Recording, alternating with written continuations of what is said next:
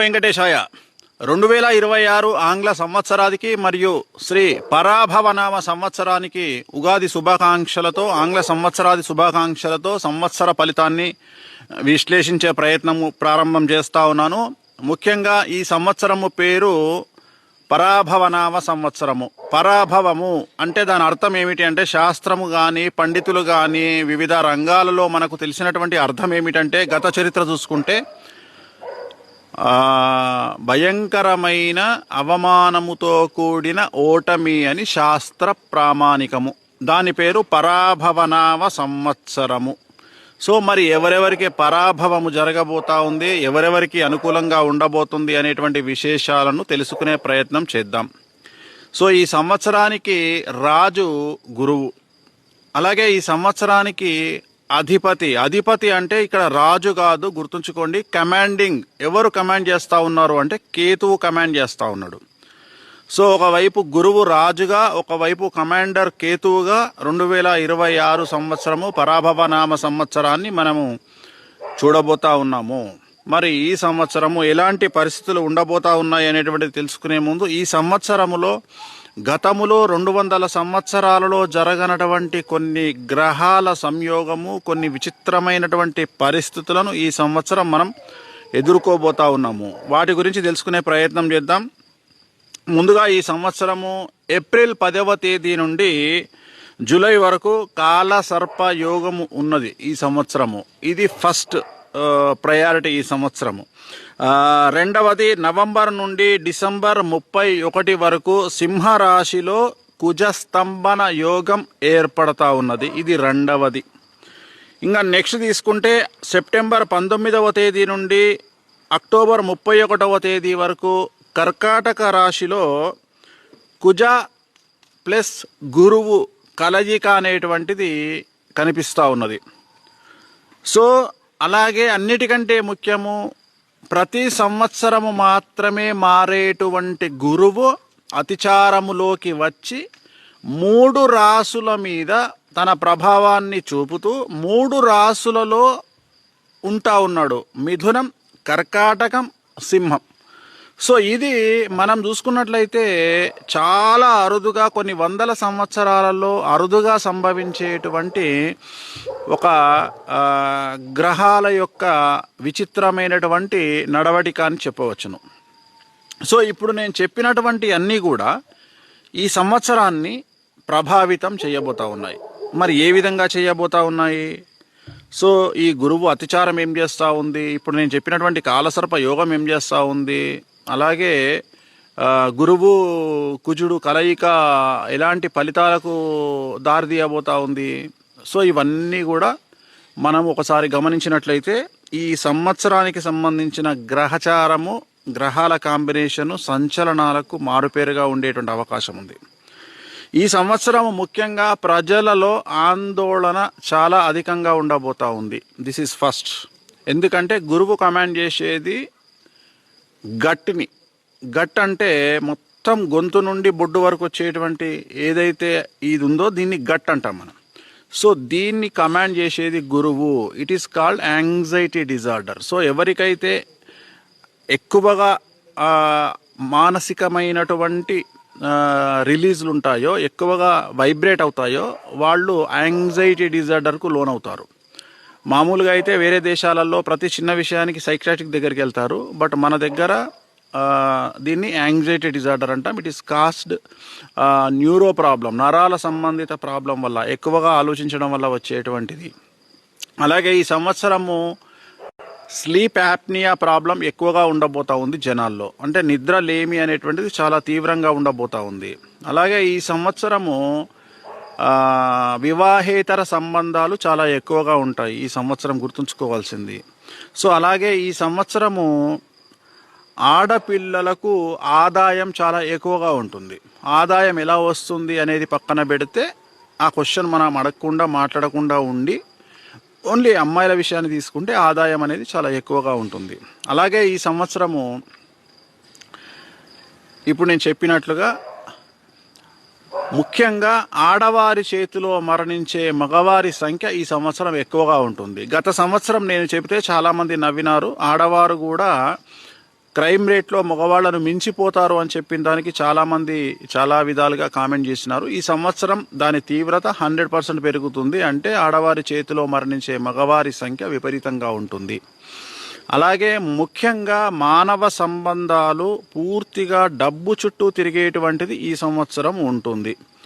అంటే ఉదాహరణ, సోషల్ మీడియాకు వచ్చినా, ఏ మీడియాకు వచ్చినా టీఆర్పీ రేటింగ్ల కోసము, లేదా వ్యూవర్షిప్స్ కోసము, లేదా ఒక 2 లక్షలు 3 లక్షలు మంది చూస్తే కనీసం ఒక 6,000 రూపాయలు వస్తాయనే ఆశతో జనాల మీద బట్టకాల్చి మీదేసేవాళ్ళు, లేదా జనాల మీద బురద చల్లేవాళ్ళు ఈ సంవత్సరం చాలా ఎక్కువగా ఉంటారు. అలాగే ఈ సంవత్సరము మెయిన్ స్ట్రీమ్ మీడియాకు సంబంధించి కానీ, లేదా సోషల్ మీడియాకు సంబంధించి కానీ, యూట్యూబర్స్కు సంబంధించి కానీ చాలామంది వ్యక్తిగతమైన జర్నలిస్టులు అవ్వచ్చు, జర్నలిస్టుల పేరుతో మాట్లాడే విశ్లేషకులు అవ్వచ్చు, అలాగే మెయిన్ స్ట్రీమ్ మీడియాకు సంబంధించిన జర్నలిస్టులు అవ్వచ్చు, లేదా ఆ ఛానల్స్కు సంబంధించిన యజమానులు అవ్వచ్చు, వీళ్ళందరూ జైలు పాలయ్యే, చాలా వరకు జైలు జీవితం గడిపే అవకాశాలు కనిపిస్తూ ఉన్నాయి.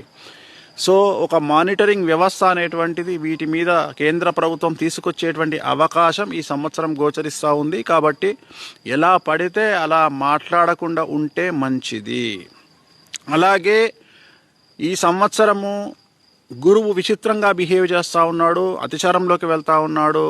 ఉన్నవాడికి ఒక రకంగా, లేనివాడికి ఒక రకంగా సమస్యలు ఏర్పడే అవకాశం ఉంది. ఉదాహరణ, ఒకే ఒక బూతు మాట బాగా హై లెవెల్లో ఉండే పర్సన్ మాట్లాడితే ఎలాంటి సమస్యలు రావు. కానీ అదే బూతు మాట లేనివాడు మాట్లాడితే ఇమ్మీడియట్గా యాక్షన్స్ తీసుకునే అవకాశం ఉంటుంది. అంటే గురువు ఎవరికైతే టాప్లో ఉన్నాడో వాడు కింగ్గా ఉంటాడు, ఎవరికైతే వీక్గా ఉన్నాడో వాడు ఒక దోషిగా తేల్తాడు.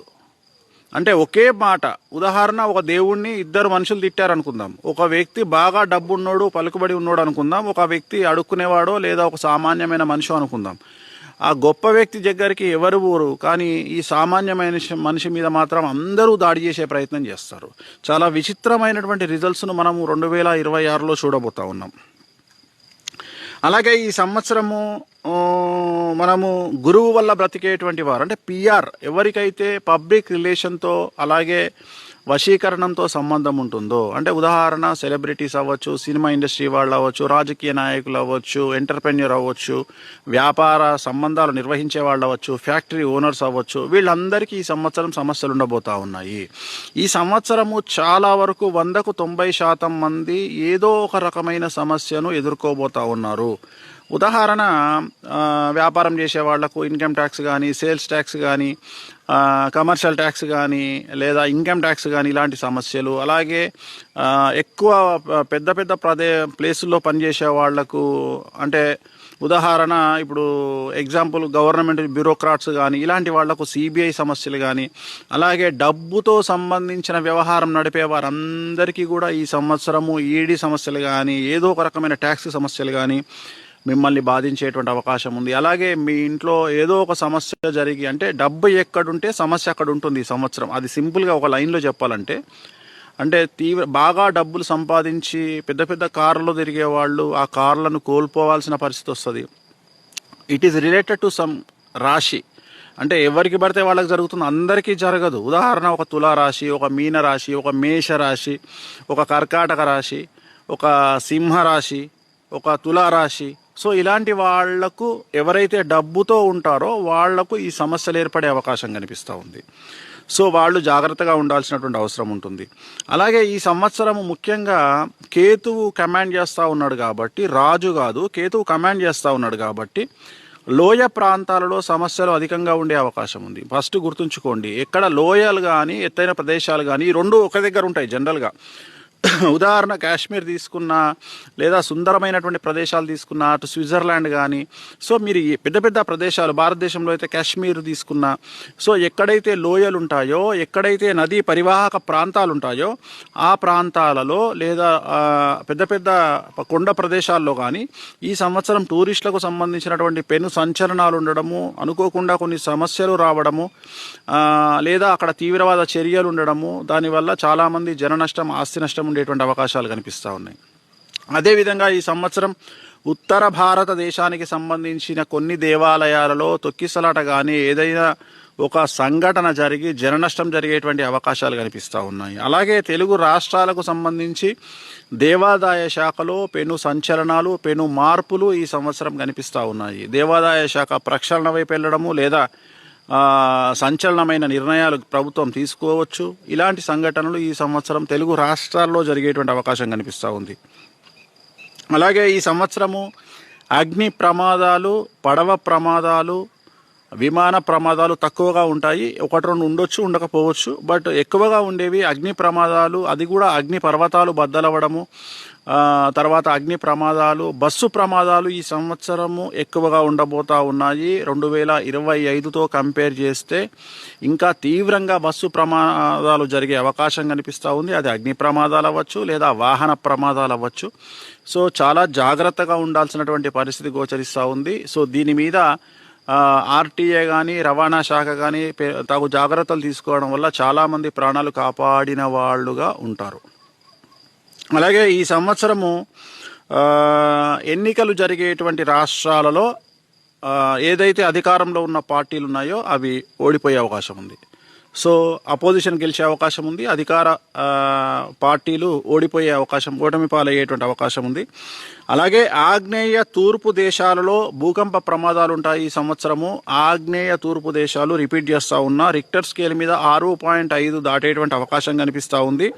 సో దీనివల్ల జన నష్టము మరియు ఆస్తి నష్టం ఏర్పడేటువంటి అవకాశం కనిపిస్తూ ఉంది. అలాగే పశ్చిమ ఆసియా దేశాల్లో యుద్ధ వాతావరణం ఏర్పడే అవకాశం ఉంది, యుద్ధాలు జరిగే అవకాశం కూడా ఉంది, ప్రాణ నష్టము అలాంటివి కనిపిస్తూ ఉన్నాయి. ఇక మన దగ్గరికి వస్తే తూర్పు ఈశాన్య రాష్ట్రాలకు సంబంధించి భారతదేశంలో అల్లర్లు జరిగే అవకాశం ఉంది, కర్ఫ్యూ కూడా విధించే అవకాశం కనిపిస్తూ ఉంది. సో తెలుగు రాష్ట్రాలకు సంబంధించి ఈ సంవత్సరం 3 నదులు ఉన్నాయి మన దగ్గర. 3 నదులకు కూడా ఈ సంవత్సరము వరద ప్రభావం కనిపిస్తూ ఉంది. 3వ ప్రమాద హెచ్చరిక జారీ చేసే అవకాశం ఉంది ప్రభుత్వము. కాబట్టి ఈ సంవత్సరం 3 నదులకు సంబంధించి వరదలు వచ్చినా జన నష్టము ఆస్తి నష్టం జరగకుండా ప్రభుత్వము తగు జాగ్రత్తలు తీసుకున్నట్టయితే మంచిది. అలాగే ఈ సంవత్సరం 2026కు సంబంధించి దీపావళి సందర్భంగా ముందు కానీ తర్వాత కానీ ముసురు విపరీతంగా వర్షం వచ్చేటువంటి అవకాశం కనిపిస్తూ ఉంది. ఇది కొద్దిగా టపాకుల వ్యాపారానికి అంటే పటాకుల వ్యాపారానికి కొద్దిగా ఇబ్బంది కలిగించేటువంటి అంశంగా భావించాల్సి ఉంటుంది. సో గురువు వ్యయంలో ఉన్నటువంటి రాసులు కానీ 6 లేదా 8లో ఉండే రాసులు కానీ 4లో ఉండేటువంటి రాసులు కానీ సమస్యల పాలయ్యే అవకాశం ఉంది. అవి ఏమిటయ్యా అంటే ఉదాహరణకు ధనుస్సు, కుంభము, మీనము, మేషము, కర్కాటకము, సింహము, తుల ఈ రాసుల వారికి చాలా చాలా చాలా సంచలనాలు ఈ సంవత్సరం ఉండబోతా ఉన్నాయి. ఆల్రెడీ ఒకవైపు శని బ్యాటింగ్ నడుస్తూ ఉంది, రెండో వైపు రాహు, కేతువులు మరియు గురువు. అంటే ఇంచుమించుగా 4 గ్రహాలు కొద్దిగా డిఫరెంట్గా ఒక రకంగా నెగిటివ్ రిజల్ట్స్ని ఇచ్చేటువంటి అవకాశాలు ఉన్నాయి. ముఖ్యంగా భారతదేశ రాజకీయ రంగం గురించి మాట్లాడుకోవాలంటే ఈ సంవత్సరము పెను సంచలనాలు ఉండబోతా ఉన్నాయి. చాలా పెద్ద పెద్ద రాజకీయ నాయకులకు, ముఖ్యమంత్రులకు, మాజీ ముఖ్యమంత్రులకు ఆరోగ్య పరిస్థితి అగమ్య గోచరంగా కనిపిస్తూ ఉంది. అపమృత్యు గండాలు కనిపిస్తూ ఉన్నాయి. మరియు ప్రాంతీయ పార్టీలను రూల్ చేసేటువంటి కుటుంబాల్లో విపరీతమైన గొడవలు కనిపిస్తూ ఉన్నాయి. ప్రాంతీయ పార్టీలను రూల్ చేసేటువంటి కుటుంబాలలో ముఖ్యమంత్రులు కనుక ఉన్నట్లయితే ఆ ముఖ్యమంత్రులు మార్పు కనిపిస్తూ ఉంది. అంటే ఆ ముఖ్యమంత్రి ప్లేస్లో వేరే వాళ్ళు వచ్చేటువంటి అవకాశాలు కనిపిస్తూ ఉన్నాయి. వాళ్ళ కుటుంబంలో సమస్యలు తలెత్తడము లేదా ఆరోగ్యపరమైన ఇబ్బందుల వల్ల ఆ కుటుంబంలో ముఖ్యమంత్రి మార్పు అనేటువంటిది ఈ సంవత్సరము కొన్ని రాష్ట్రాలలో గోచరిస్తూ ఉంది. రూలింగ్లో ఉన్నటువంటి నేను ప్రాంతీయ పార్టీల గురించి మాట్లాడుతూ ఉన్నాను. సో దేశాలకు సంబంధించి మన భారతదేశంలో ప్రముఖ నటులకు సంబంధించి ఒక పాన్ ఇండియా స్టార్కు ఆరోగ్యపరమైన ఇబ్బందులు ఏర్పడబోతూ ఉన్నాయి. మేబీ అది బాలీవుడ్ అవ్వచ్చు, లేదా టాలీవుడ్ అవ్వచ్చు, లేదా మాలీవుడ్ అవ్వచ్చు, లేదా కాలీవుడ్ అవ్వచ్చు. ఎవరైనా సరే మొత్తం మీద పాన్ ఇండియా స్టార్లు ఈ మధ్యన అందరూ పాన్ ఇండియా స్టార్లే అవుతూ ఉన్నారు. అన్ని పాన్ ఇండియా సినిమాలు వస్తున్నాయి కాబట్టి ఆ మాట చెప్తా ఉన్నా నేను. తర్వాత ఒక హీరోయిన్కి సంబంధించి తెలుగు హీరోయిన్కి సంబంధించిన పర్సనల్ లైఫ్ వైవాహిక జీవితానికి సంబంధించి పెను సంచలనాలు ఉండబోతూ ఉన్నాయి. అలాగే సౌత్ ఇండియాకు సంబంధించి ఆల్రెడీ చాలా రోజుల కిందే పెళ్లి చేసుకున్నటువంటి ఒక హీరో అన్ఎక్స్పెక్టెడ్గా విడాకుల సంఘటన బయటికి వచ్చి తను ఇంకొక హీరోయిన్ వివాహం చేసుకునే అవకాశం కనిపిస్తూ ఉంది దక్షిణ భారతదేశానికి సంబంధించి. అలాగే టీవీ రంగానికి సంబంధించి ఒక ఇద్దరు నటీమణులకు సంబంధించి, అది యాంకర్లు అంటారా నటీమణులు అంటారా అది యువర్ విష్. సో వాళ్ళిద్దరి జీవితంలో పెను సంచలనాలు ఈ సంవత్సరం